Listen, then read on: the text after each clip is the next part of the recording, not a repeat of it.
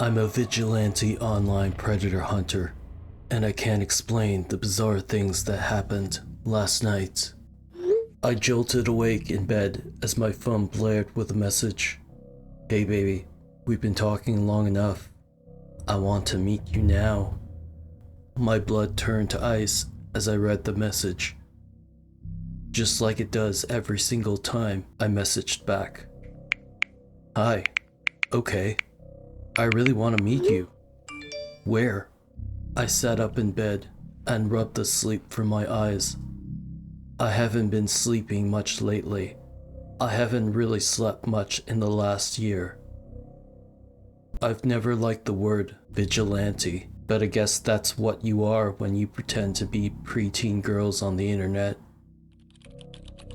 There are dozens of different groups of us spread out all over the US that spend our free time talking to and catching the worst human beings on Earth, the kind of scum that prey on children, trying to coerce them into doing horrific things. Catching these guys isn't how I make my living. I wish it was. But I spend my days pouring concrete, laying tile, and any construction jobs I can get to stay afloat. I come home exhausted most nights, plop down on a chair in my empty house with a beer or 5 and sign into one of my many decoy child profiles, and I do the work I actually care about. I always hope that this will be the night that no monsters reach out trying to groom 11, 12, and 13-year-old children, but they're everywhere. It's endless. Luckily, I'm not alone in this fight.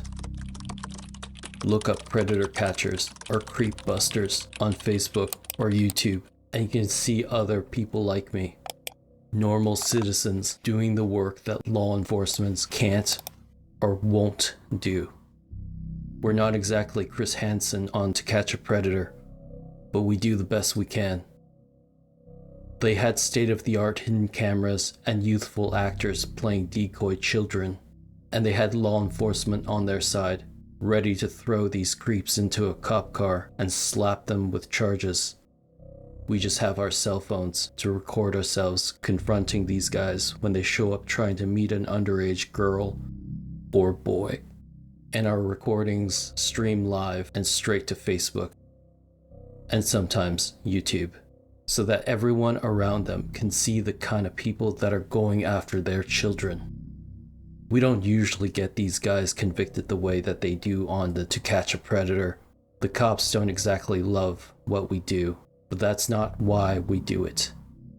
We do it to get their names and faces out there. And I know, of course, that some in the community of creep catchers are doing it for the thrills, or the praise, or the power trip. But I promise you, that's not why I do it. I do it for my daughter, Abby. My phone blared again with another message. I've set the tone loud enough that any message can rouse me from even the deepest sleep. Could rouse me from the dead, probably. Meet at the Blue Lantern? The Blue Lantern is the third most common place these creeps want to meet in my town. After their house or the kids, it's a diner at the edge of a thick wood that separates the town's middle school from the elementary school. Dark, secluded, and close to most of the town's children. They couldn't have built a better place for these monsters to trap kids. And I couldn't ask for a better place to trap them. Sure, want to meet there after school tomorrow? I get out at 3 p.m. No. Now. Meet now. I glanced at the time. 2:23 a.m. The Blue Lantern's the only diner in town, open 24 hours, and sometimes you get guys looking for a late night meetup, trying to get these kids to sneak out and walk along the dark gravel road between the town's residential area and the diner. I didn't want to go there in the middle of the night. I never do. But then I imagined the predator pulling up a real child's profile and convincing them to make that silent, dark walk, alone, toward a person whose sole intention is to hurt them. and I always reach for my coat and keys and go out into the pitch black night. Last night was no exception. I messaged back, "Okay, I can walk over now." "Good. See you at Blue Lantern." On the way out the door, I grabbed my handgun. I've never ever been close to having to use it.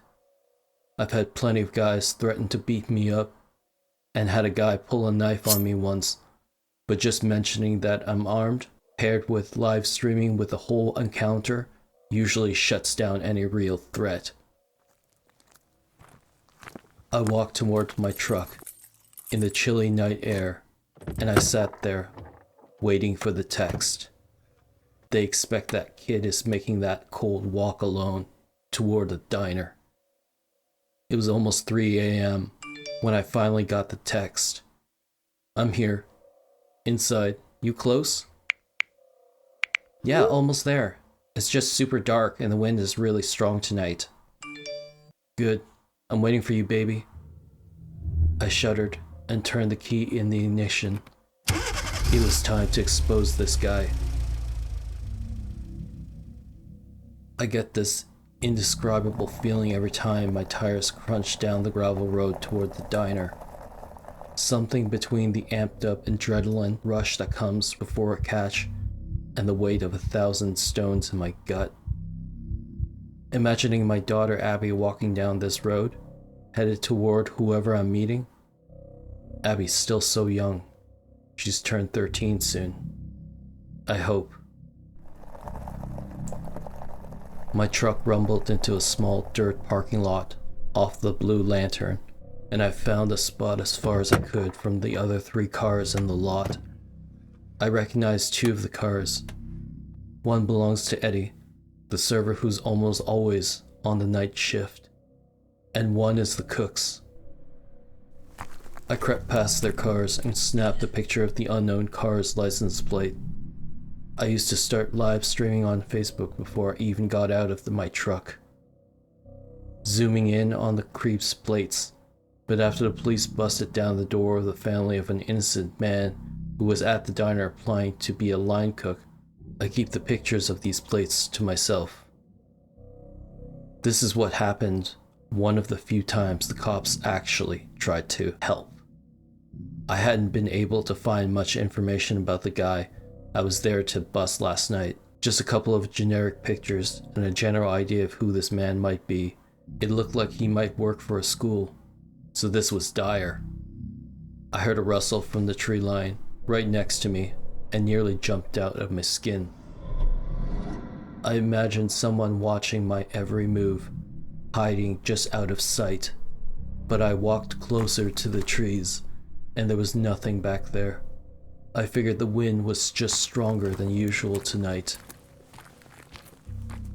I signed into the Facebook account of my one-man watchdog operation, which I called Creeps Caught, and started live streaming.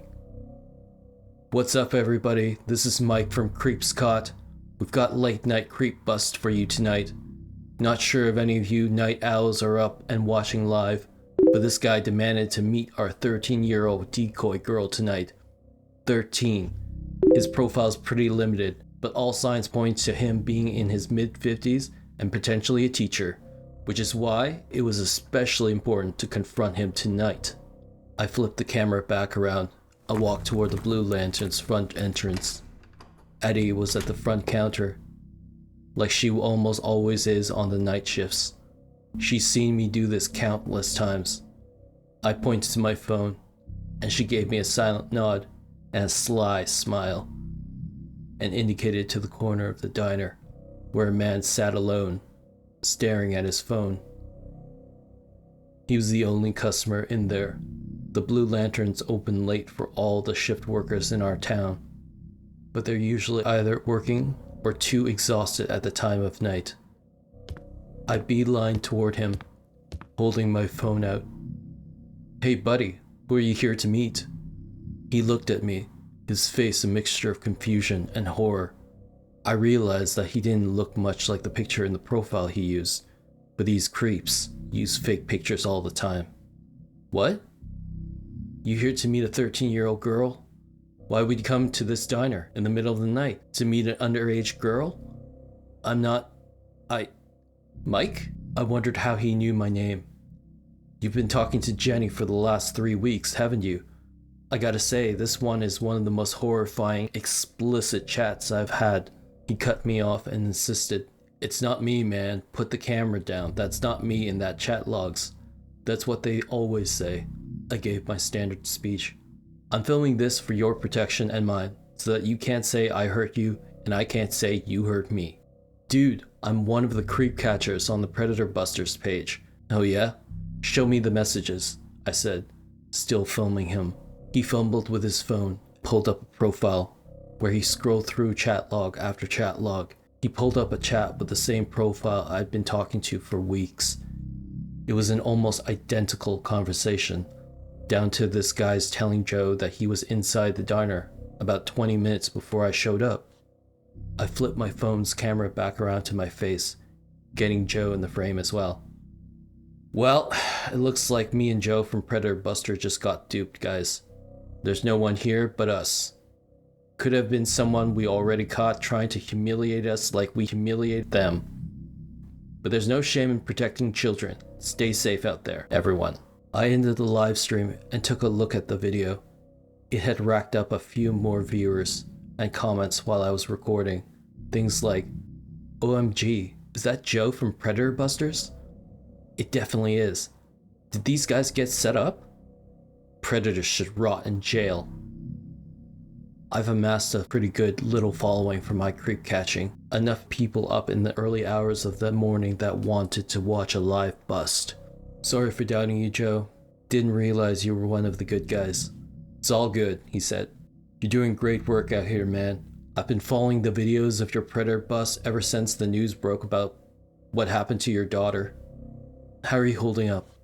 It's still a knife to the heart anytime anyone mentions Abby. Taking it day by day, trying to make sure the parents don't have to go through this. You're braver than all of us, man. You headed back? I'll walk you out. You go ahead, Joe, I sighed. I'm gonna stay a little longer. As Joe nodded and walked toward the diner's exit, Eddie walked up to me with my usual cup of black coffee. I always need to take a few minutes after a bus to decompress, but that night felt different. There was no release. Nowhere for my energy to go. Got anything a little stronger, Eddie? Eddie looked around conspiratorially and said, Not officially on the menu, but some nights I gotta do something to get through these shifts. Eddie disappeared into a back room and came back with 2 very full paper cups of cheap whiskey. She sipped at hers. I downed half of mine in one go. When the diner's empty, we always end up talking. It beats going home to an empty house. We talk about anything and everything, but the anything and everything is usually Abby. Abby didn't make the quiet, dark walk down the gravel road from our house to the diner. She didn't have to. The man she was talking to came right to our house. He waited outside in his car for her to come out. I found the chat log in her Facebook messages on the computer in the living room the next morning, after tearing her room apart, looking for any sign about where she could have gone. They still don't know who he is. They probably never will. It's been almost a year, and we still haven't found her body. That used to give me hope. But the more predators I catch, and the more research I do on this, the more I realize that in all likelihood, he's just hidden what's left of Abby in a place so deep, or so remote, that we'll never find her. That, or he's still, I don't want to think about the alternative. But Eddie and I weren't talking about that. Instead, we sipped our whiskey and talked about the funny things that happened in the diner that day. Sometimes, it's all we can do to get by. After some time passed, an exhausted-looking nurse slumped into the diner, and Eddie sprang up to help her. She indicated to our paper cups, hers almost full, and mine almost empty. This one's all yours. I downed the rest of mine. and got to work on hers. As she took the nurse's order, I pulled up the Predator Busters page. I scrounged through my coat pocket and found an old pair of earbuds I attached to my phone. I watched some of Joe's videos. His audio was too quiet, and he didn't really know how to hold the camera right. But he's a natural at catching these guys. Knows exactly what to say, and to get them to stay and spill their guts. He reads the horrific contents of their chats with these young children, and the predators squirm and lie and trot out in some sob story. But they know what they've done. You can hear it in their voices. I pulled up another video, and just as it started to play, a message tone blared through my headphones, nearly deafening me. I tore the headphones out and looked down at my screen. My stomach dropped. I'm here, I'm still here, I'm still here, at the Blue Lantern Diner. Come out, around the back, I'm here. I texted back furiously. This isn't funny, man. You got us. Good for you. Leave me alone. But the text just kept coming. Please come out back. Out back by the dumpster. I'm out here waiting for you. Please come back. Come out back. Come out back. You have to come out back by the dumpster. Please come. Please come. You'll hurt me if you don't come out back. I exhaled sharply. This was another trick. This was another prank. Please. But what if it wasn't? I stood up, a little wobbly from the whiskey and the lack of sleep. The first thing I did was call the police. I need you to send a car down to Blue Lantern right now. Mike, it's almost 4 in the morning. We can't make the trip down every other day for your vigilante routine. Just send us the transcripts and the video of your catch tomorrow morning. It's not that. This guy might have kid here. They might be hurt. Mike, are you drunk? Just send a car. I hung up and headed toward the back door of the diner. The only thing back there is a dumpster along the entrance to the tree line, and a small patch of dead grass where servers go out on their smoke breaks. Before I opened the door, I pulled out my phone and started live streaming on Facebook. Hey everybody, the guy from earlier is trying to play games again. Chances are I'm going to open the door and be face to face with nothing, or with some idiot trying to prank me. But if there's even a sliver of chance that there's a kid in trouble out there, I need to help. As usual, law enforcement in this town won't do what they should do to keep our kids safe. I touched my concealed handgun just to make sure it was still there. If it had to come to that, it would. If it meant saving an actual child. I turned the camera back around and swung the door open. It was pitch black outside the diner. I've been out there once before, helping Eddie take the night food scraps out to the dumpsters. I know, there's a motion sensor light that turns on. I stepped out of the doorway. The light didn't turn on. The only light was my phone screen, but it was no help since it was just recording the dark. It was almost impossible to see out there, but I could see the vague outline of something moving behind the dumpsters. Hello? Called out. Silence. I walked closer to it, and I could make out the form of a person a little bit more clearly. I could only see a small part of their body sticking out from behind the dumpster. I couldn't understand the way their body was contorted, and it made it difficult to see if they were standing or sitting. You want to talk, man? I tried to sound as authoritative as I could to make up for the frantic heartbeat roaring through my veins. I'm here. Let's talk. More silence. I fumbled with the flash on the video controls, and my phone emitted one bright flash, temporarily blinding me and destroying my eyes' adjustment to the darkness. But for a split second, I could see a corner of a face behind the dumpster. It didn't look like a grown man. It looked like a little girl. Abby? My voice choked out, stuck in my throat like a stone. I tried to turn on my phone's flashlight, but before I could, whoever it was behind the dumpster sprung up and went tearing into the tree line, disappearing into the dark, dense wood. Before I even knew what I was doing, I ran behind them, deeper and deeper into the wood.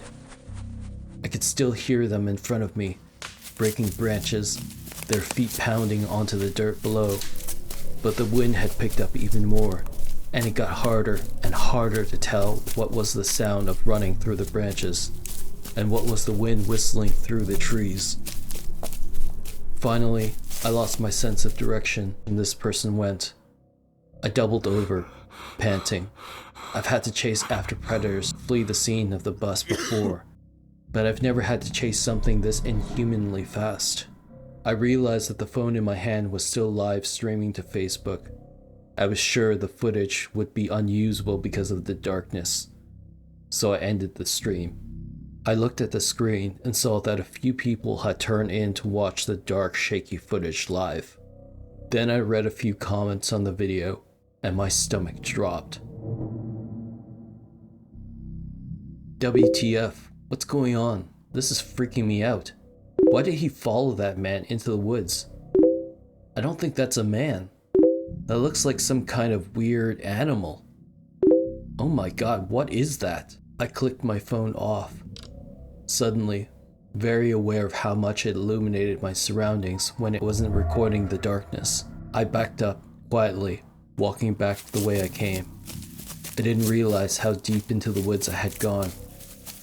I picked up my pace, booking it back toward the tree line. Then I heard it. It was clearly a man's voice coming from behind a thick mass of trees. He said again. My phone dinged with an impossibly loud message tone, letting this guy know exactly where I was. I clicked the sound off and broke into a sprint, and I heard whatever was behind me do the same. I ran until I could barely breathe. I only hoped I wasn't running deeper into the woods, and I started to convince myself I was, until I saw lights in front of me. I broke through the tree line in the parking lot in front of the diner. I fell against the door to my truck, struggling with keys, until I got it unlocked, jumped in, and locked the doors. I took a second to exhale, and as I reached for the ignition, I heard knuckles rapping on my passenger side window. I looked up in horror. It was Joe. I had no idea what to think, and even less of an idea what to say, so I just sat there, frozen. Hey man, I saw you start live streaming again, and whatever was on that screen really freaked me out. I drove back to the Blue Lantern as soon as I could. Are you okay? I thought about that thing in the woods. I thought of the horror and revulsion I felt every time I had to talk to a man telling an 11-year-old all the things that he'd do to her when they meet up. I thought of all the times I put on a brave face when people asked about Abby, and all the nights I haven't slept. I imagine where she is, or was. No, Joe. I'm not okay. I'm not okay, I stammered, as I broke down sobbing. Joe waiting with me until the police came, doing whatever he could to comfort the shaking, quivering mess that I was. They called for backup to comb the woods near the diner. As they drove Joe and I to the police station, we gave our statements. We turned over all our chat logs. I showed them a video of Joe and I confronting each other in the diner, and then the footage of me following something into the woods. Rewatching the stream is chilling. It's blurry and shaky, and the darkness behind the diner obscures any distinct features of the thing that made me run into the woods. All I can tell is that based on the size and shape, it doesn't look like anything like a child. It looks more like a large figure, crouching unnaturally and strangely, or some kind of animal I don't know how to describe. I don't know how it moved the way that it did. It doesn't look anything like Abby. I still don't understand how I thought it did. The police chalked it up to the whiskey, and my lack of sleep. They told me I have to stop doing this, or the next time I might not make it out of this bust alive. They always say that, and I always think about stopping. But then, I think about all the kids out there, getting messages from the horrors that live around us. I think of the kids who make the long, dark, lonely walk down the gravel road to the diner. And I think about Abby, and how stopping all this feels like a betrayal to her. And I know that this can't be the end. It never will be. The police sent me home, and by the time I got back to my bed, the sun was already creeping through my windows. The police sent me home, and by the time I got back to my bed, the sun was already creeping through my windows. I closed the blinds and fell into the deepest sleep I'd had in months. Hours and hours later, I jolted awake in bed as my phone vibrated next to me. Right. I turned the sound off in the woods. As I tried to adjust to my surroundings, I could see that my entire house and the sky outside was pitch black. Somehow, I slept through the entire day. I rolled over to turn on the lights, but when I saw the notification screen on my phone, I stopped cold. I talked to a lot of different predators on a lot of different apps with a lot of different profiles, but somehow, every notification on my screen from different apps and dozens of different predators' profiles said almost the exact same thing. Meet me at the Blue Lantern. Meet now at the Blue Lantern. Come back to the Blue Lantern. Come back right now, Blue Lantern. I'm waiting. Meet now, Blue Lantern. Meet now. Right now. Meet now. They've been sending them all day, every couple of minutes, from so many different profiles. Then my phone vibrated with the 3 most terrifying messages I've ever received. Don't come to the Blue Lantern. Stay at home. I'm coming to meet you now.